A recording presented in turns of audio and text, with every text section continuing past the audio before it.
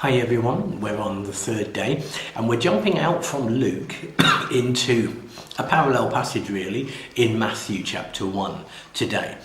Just again, quite a short passage really from 18 to 25. And here the focus has shifted. Remember on Monday we were focusing very much on Mary. Yesterday we were focusing on Mary with Elizabeth. And today we're focusing on Joseph. Now Joseph, of course, was the one who was betrothed to Mary to be married.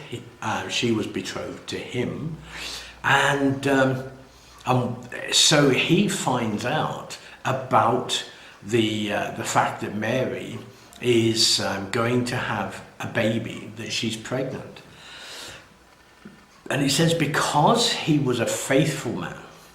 He was faithful to the law, and yet he didn't want to hurt her, to harm her, to cause harm to come to her. He didn't want to expose her to public disgrace. The consequences, of course, could have threatened her life there. He had in mind to divorce her quietly. So he's thinking, I'll try and just, settle this quietly and out of the way.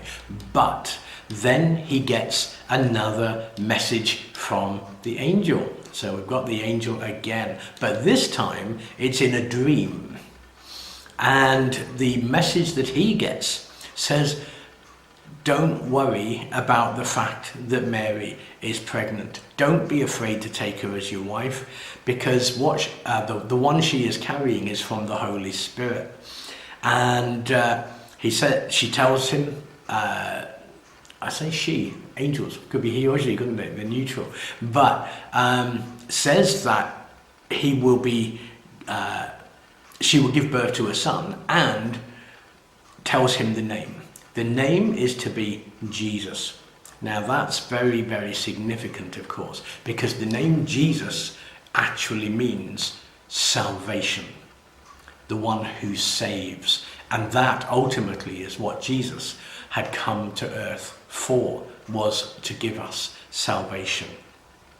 So the angel has said, this is a big deal here.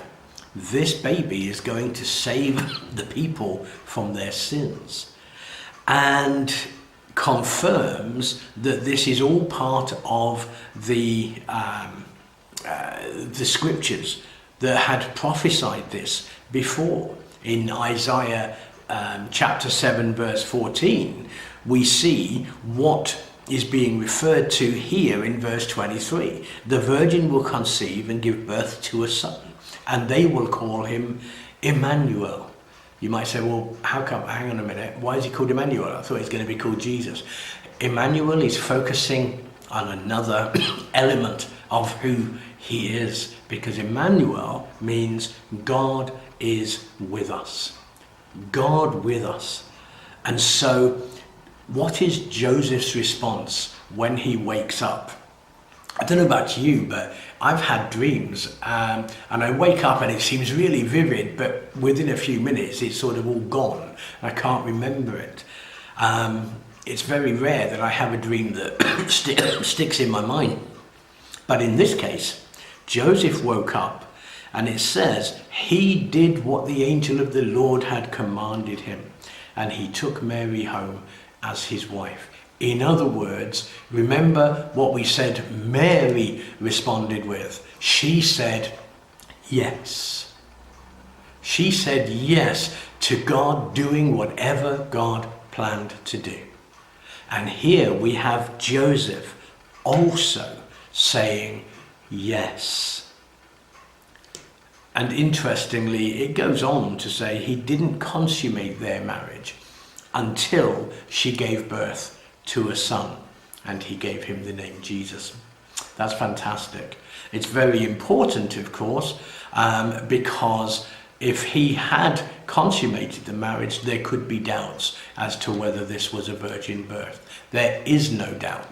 It was a virgin birth.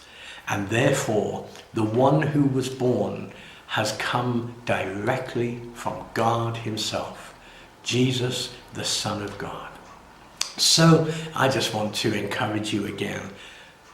Are you ready to keep saying yes to God? Because as I'm sort of coming to the end of 23 and going into the end of 2024, I want that to be burning in my heart, to constantly be looking to say to God, yes, God, whatever is your will, I want to be ready to do whatever you call me to do. And, I hope that that's your prayer as well, because it's so important, isn't it, that we are in that place where we are saying yes to God. Okay, see you tomorrow.